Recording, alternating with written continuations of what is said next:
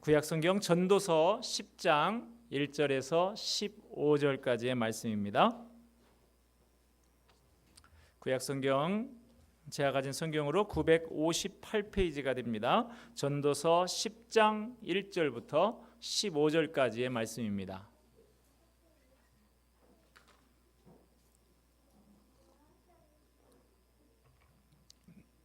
저와 여러분 한 절씩 교독하도록 하겠습니다. 죽은 파리들이 향기름을 악취가 나게 만드는 것 같이 적은 우매가 지혜와 존귀를 난처하게 만드느니라.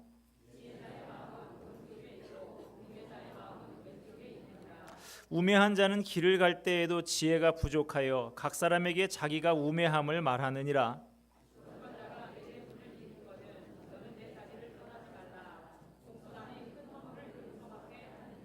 내가 해 아래에서 한 가지 재난을 보았노니 곧 주권자에게서 나오는 허물이라.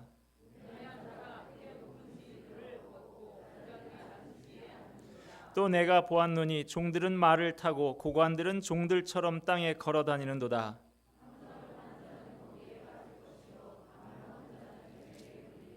돌들을 떠내는 자는 그로 말미암아 상할 것이요 나무들을 쪼개는 자는 그로 말미암아 위험을 당하리라.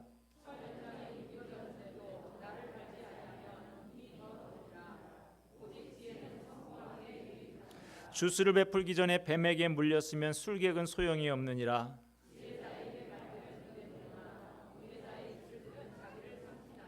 그의 입의 말들의 시작은 우매요 그의 입의 결말들은 심히 미친 것이니라.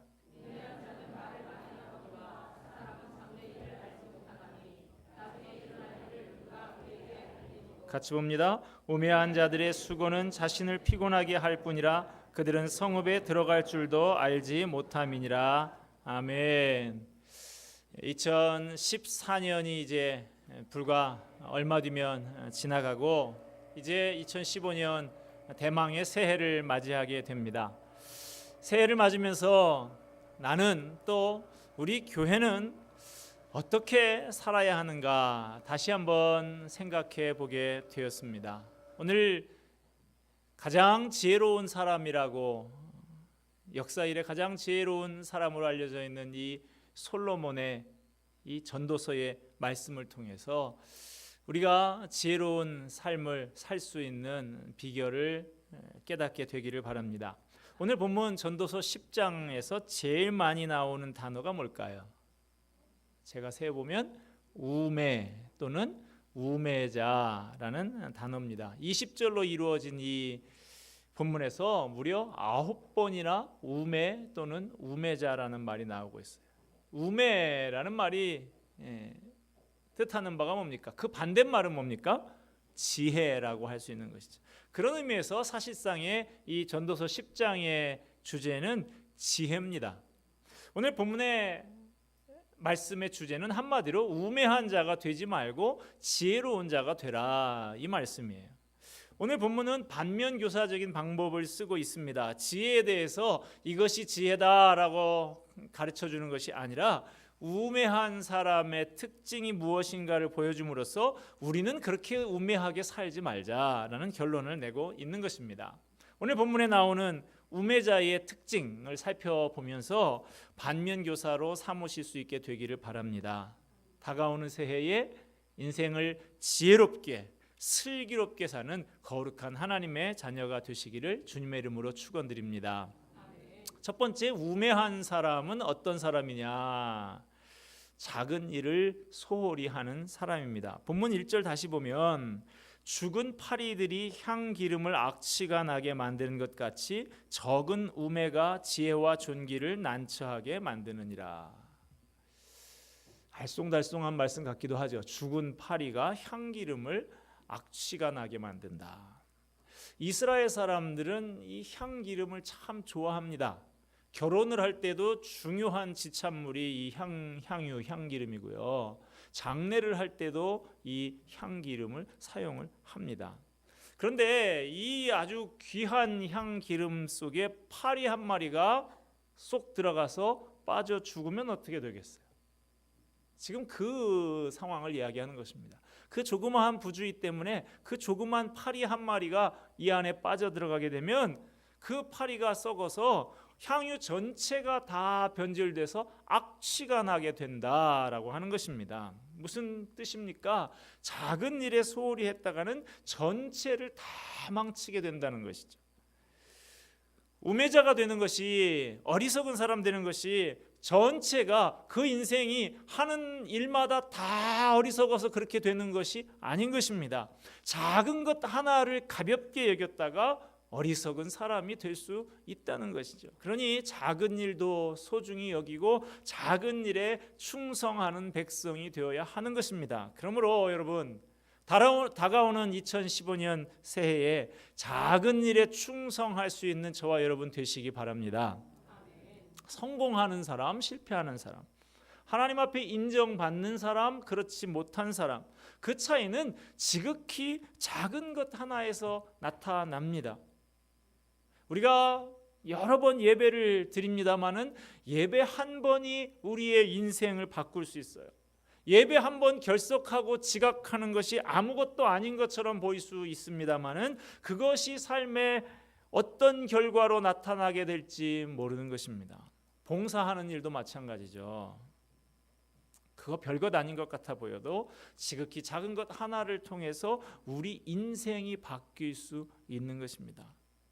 예전에 제가 안경을 쓰고 있는데 안경을 좀 오래 쓰다 보니까 이 안경에 보면 나사가 몇 개 박혀 있죠. 이 나사가 느슨해져서 자꾸 다리가 문제가 되고 알이 빠지려고 하고, 그래서 그 안경 드라이버, 그 시계 드라이버라고 하는 거 있죠. 자그마한 드라이버 세트를 하나 사러 공구 상가에 갔습니다.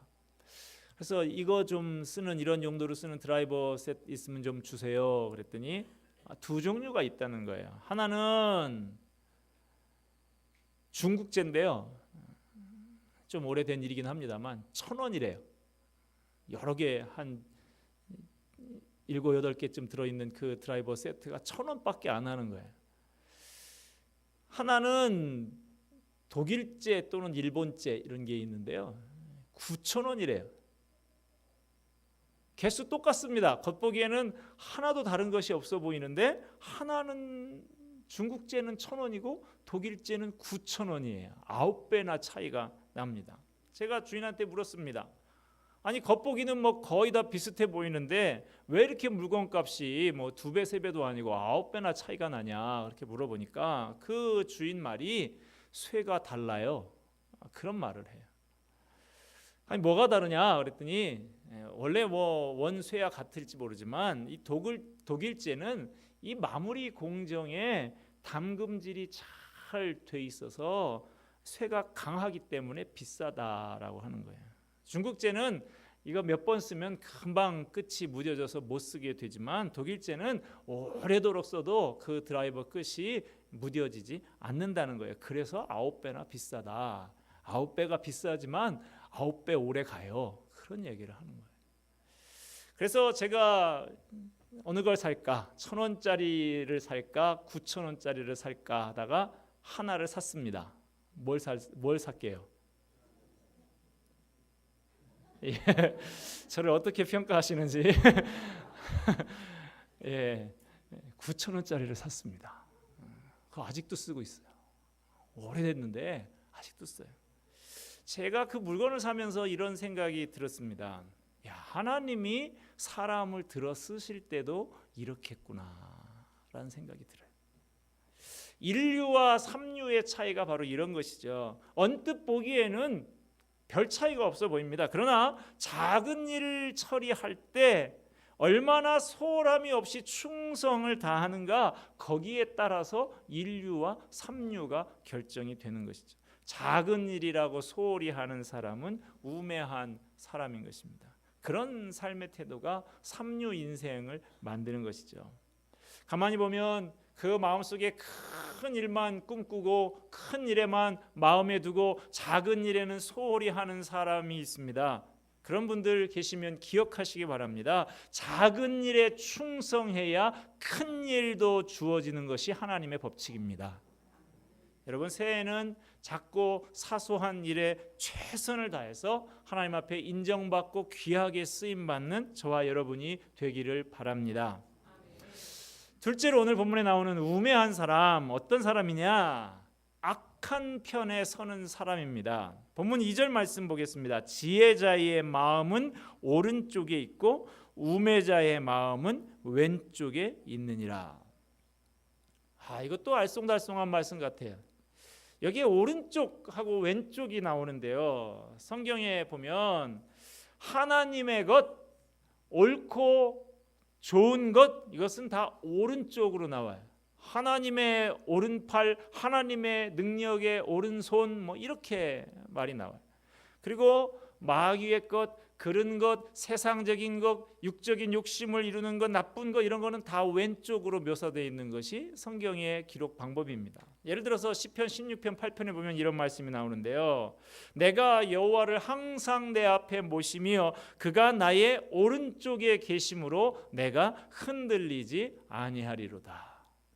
또 마태복음 25장 31절에 이런 말씀 나옵니다. 인자가 자기 영광으로 모든 천사와 함께 올 때에 자기 영광의 보좌에 앉으리니 모든 민족을 그 앞에 모으고 각각 구분하기를 목자가 양과 염소를 구분한 것 같이 하여 양은 그 오른편에 염소는 왼편에 두리라. 여러분, 혹시라도 왼손잡이신 분들 걱정된다 그러실 필요 없습니다. 이건 성경의 표현의 하나의 양식에 불과한 것이죠. 왼손 쓰신다 하더라도 불편한 생각 갖지 않으셔도 됩니다. 아무튼 전통적인 성경의 표현 방법을 따르면 오른편은 하나님 편이고 왼편은 하나님과 대치하는 편이다라는 거예요. 그래서 이런 관점에서 다시 오늘 본문의 말씀을 보면 지혜자의 마음은 오른편에 있다라고 했습니다. 이건 무슨 말입니까? 지혜자의 마음은 늘 하나님을 생각하고 하나님 쪽을 향해 있다, 하나님 편이다라고 하는 것입니다. 반면 우매한 사람은 하나님과 대치하는 편에 하지 말아야 할 일에 가 있다라고 하는 것입니다. 지혜로운 사람은 하나님을 경외하며 하나님이 기뻐하시는 생각을 하려고 노력을 합니다. 반면 우매한 사람은 육신의 정욕을 채우고 죄 지을 궁리만 하는 것이죠.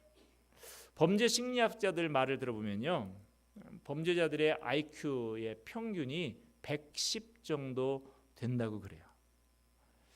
IQ라고 하는 것이 어떻게 만들어진 것이냐면 세상 사람들 평균이 100, 간혹 보면 IQ 두 자리 숫자 뭐 이러면서 조롱하는데 두 자리 숫자가 반쯤 되는 거예요. IQ 100이 평균이라는 거예요. 그러니까 이 범죄자들이 평균 110이라는 말은 무슨 말입니까? 보통 사람들보다 범죄자들이 머리가 더 좋다는 거예요. 보통 사람들보다 머리가 더 좋은데 밤낮 앉아서 그 좋은 머리를 가지고 어떻게 하면 남을 속일까? 이런 생각을 하고 있으니까 범죄자가 된다는 것입니다. 해커라고 있죠, 여러분. 남의 컴퓨터에 들어가서 귀중한 정보를 빼내는 사람들 있죠. 이런 짓도 머리 나쁘면 못합니다. 컴퓨터 바이러스를 만들어서 많은 사람들에게 피해를 끼치는 사람들도 머리가 좋은 사람들이죠. 그런데 그렇게들 좋은 머리를 가지고 있으면서도 옳은 일이 아니라 남에게 해를 끼칠 궁리를 하고 있는 것이 문제인 것이죠. 그러니 그것이 머리가 좋은 것 같지만 사실은 우매한 사람이다 하는 것입니다. 좋은 머리를 가지고서도 남을 못 살게 구는 일에 더 관심을 갖고 그런 일에 재미를 느끼며 사는 사람들이 있습니다.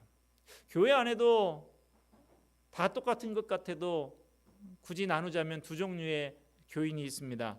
말씀 묵상하자, 기도하자, 전도하자, 봉사하자 하면 이런 일에 순종하고 그런 일에 열심을 내는 교인들이 있어요. 그런데 그런가 하면은 평상시에는 그렇게 뺀질뺀질 말도 안 듣고 잘 얼굴도 안 비치고 하다가 교회에 무슨 시끄러운 일이 하나 생기기만 하면 그제야 예수 믿는 보람을 느끼면서 그렇게 설치고 다니는 사람도 있습니다.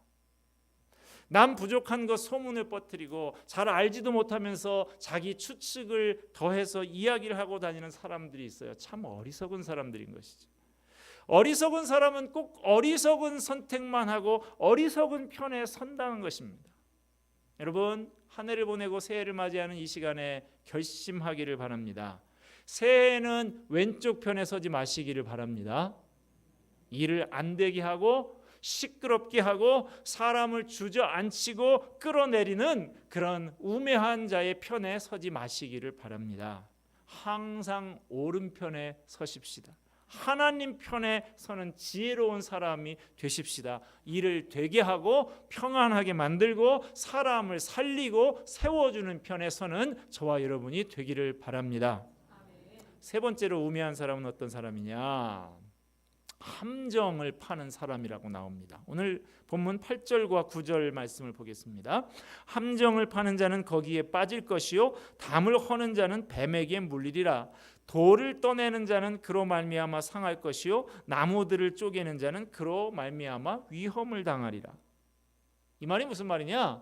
이웃을 해하려고 하면 결국 자기가 당하게 된다는 말이에요. 함정을 파면 오히려 자기가 거기에 빠지게 되고 담을 허물려고 하면 그 담에 숨어있던 뱀에게 물리게 되고 돌을 떠내는 사람은 돌에 맞아서 돌에 파편이 튀어서 그렇게 다칠 위험이 있고 나무를 쪼개는 사람은 그 나무에 상할 위험이 있다 이 말입니다. 여러분, 지혜로운 사람은 함정을 파지 않습니다. 오히려 남을 돕는 사람으로 살아갑니다.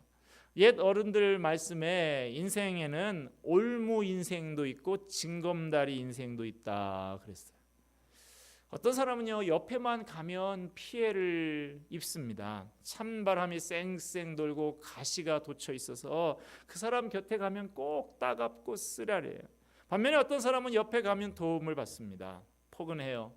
위로가 되고 감동이 되고 힘이 납니다. 어떻습니까? 여러분은 어떤 인생이 되시겠습니까? 최근에 제가 사도행전 말씀을 강의하면서 바나바에 대해서 다루었습니다마는 여러분, 바나바 어떻습니까? 바나바에게 도움을 입은 사람, 바나바 때문에 세워진 사람, 바나바 때문에 격려가 되고 위로가 되었던 사람이 얼마나 많은지 모릅니다.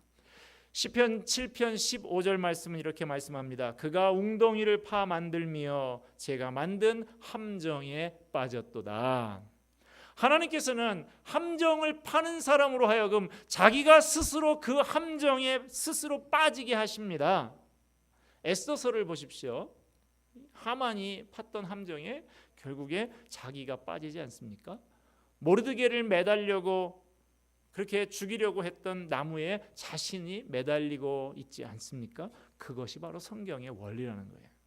여러분, 혹시 마음속에 불편한 마음, 미운 마음 가지고 함정 파놓은 것 있습니까? 오늘 당장 메워버리시고 2014년과 함께 다 메워버리시기 바랍니다. 거기에 여러분이 빠집니다. 거기에 여러분의 자녀들이 빠집니다. 인생을 살다 보면 정말 힘든 사람도 때때로는 겪게 되는 경우가 있지요. 그 사람 바라보면 누구나 화가 나고 분이 쌓입니다. 그런데 어떤 사람들은 분풀이만 하면서 살아가고 어떤 사람들은 용서하고 평화를 만들어 가면서 삽니다. 여러분, 시편 90편에 인생 70이요 강건하면 80이다 그랬는데 여러분 몇 살이나 잡수셨습니까? 이제 그렇게 많이 남지 않은 우리들 인생 아닙니까? 그 아까운 인생을 분풀이나 하면서 살아서 되겠습니까? 안 될 말이죠. 놔둬버리십시오. 응당히 갚아주시는 일은 하나님 앞에 다 맡겨버리고 우리는 건설적인 일에 매달려야 보람 있는 인생을 살 수 있습니다. 그것이 지혜로운 인생이라고 성경은 우리에게 가르쳐주고 있습니다. 네 번째, 마지막으로 우매한 사람은 어떤 사람이냐? 무절제한 언어 생활을 하는 사람입니다. 본문 12절부터 14절까지의 말씀을 보겠습니다. 지혜자의 입의 말들은 은혜로우나 우매자의 입술들은 자기를 삼키나니 그 입의 말들의 시작은 우매요 그의 입의 결말들은 심히 미친 것이니라. 우매한 자는 말을 많이 하거니와 사람은 장래 일을 알지 못하나니 나중에 일어날 일을 누가 그에게 알리리요. 어리석은 사람의 특징은 말이 무절제하다 하는 것입니다. 어떤 사람이 지혜로운 사람인가 어리석은 사람인가 하는 것을 말하는 것을 보면 압니다. 이 사람이 믿음이 좋아졌다, 믿음이 성숙해졌다, 뭘 보고 알지요? 그 사람의 언어가 변화됐는가 아닌가 보면 단박에 알 수 있습니다. 믿음이 성숙하면 가장 먼저 말이 변합니다. 그 입에 부정적인 말, 비난하는 말이 사라지고 은혜로운 말들로 채워지기 시작하는 것이죠. 이사야 선지자는 하나님께 기도하기를 내게 학자들의 혀를 달라고 기도합니다. 그래서 곤경에 처한 사람들을 지혜로운 말로 도와주는 사람이 되게 해달라고요. 위로의 말을 하는 혀를 위해서 기도하고 있습니다. 주변에 보면 참 어리석은 사람들이 있습니다. 용기가 생기고 소망이 생기게 하는 말은 고사하고 꼭 다른 사람들의 마음을 아프게 하고 좌절시키는 말을 하는 사람들이 있어요. 예를 들어서 고등학교에 다니는 아이가 엄마 나 지금부터 열심히 해서 서울대학 갈래요. 그래요. 그러면 부모님들이 상당수 어떻게 반응하는지 아십니까? 뭐 서울대학? 니성적으로 서울대학을 간다고? 서울대학이 뭐 서울에 있는 노인대학인 줄 아냐? 서울에 있는 교회 뭐 여름 성경학교인 줄 아냐? 서울대학 간다는 녀석이 그렇게 잠을 퍼자고 서울대학 간다는 녀석이 그렇게 진탕 노냐? 예라이 한심한 놈아. 저희 집에서도 비슷한 현상이 좀 벌어질 때도 있습니다. 여러분 가만히 생각해 보십시오. 그렇게 해서 무슨 유익이 있어요? 오늘 저녁 먹으면서도 저희 집에서 좀 비슷한 일이 벌어져가지고 제가 그랬어요. 아이고 우리 아들 대견하다. 그래 지금부터 한번 열심히 노력해보자. 여러분 이렇게 하는 게 훨씬 지혜롭지 않겠습니까? 용기를 주고 희망을 주고 해야 뭐 서울대학은 아니라도 서울 근처에 있는 대학이라도 갈 거 아니에요. 그거 좌절시키고 그거 비난하고 해서 무슨 유익이 있느냐라고 하는 것입니다. 너 나이가 몇인데 아직 시집을 안 가고 있냐? 너 지금 안 가면 아예 못 간다. 아니 그렇게 말을 해서 무슨 유익이 있습니까? 아 나이 40 먹어서도 저도 줄에 섰잖아요. 장권사님 네 딸. 그래도 시집가 갖고 애만 잘 낳고 잘만 살더구만 뭐. 지혜로운 사람이라면 이렇게 말을 해야 되는 것이죠.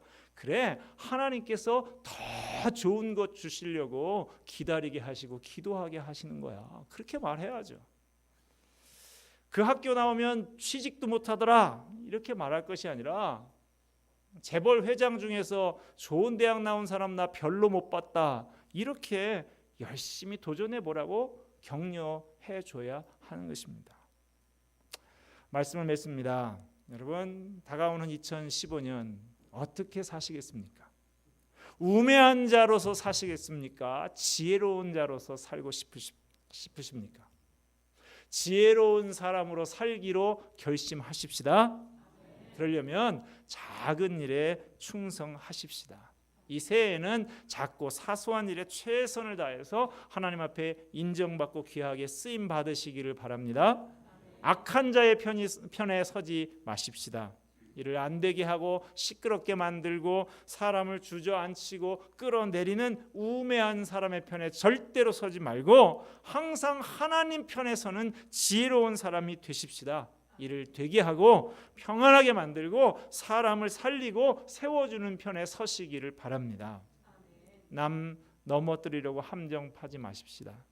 응당히 갚아주시는 일은 하나님 앞에 다 맡기고 건설적인 일에 매달리기를 바랍니다. 그것이 지혜로운 인생입니다. 우리의 입술을 은혜로운 말로 채우십시다. 위로하고 격려하는 말, 도와주는 말, 사람 살리고 세워주고 소망 주는 말로 입술을 채웁시다. 이것이 하나님이 기뻐하시는 지혜로운 삶입니다. 이렇게 살면 내가 살고 남도 살고 가정이 살고 사업이 살고 교회가 살아나게 됩니다.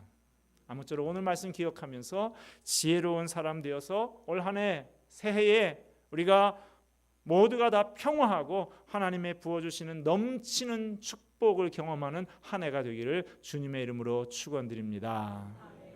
이제 우리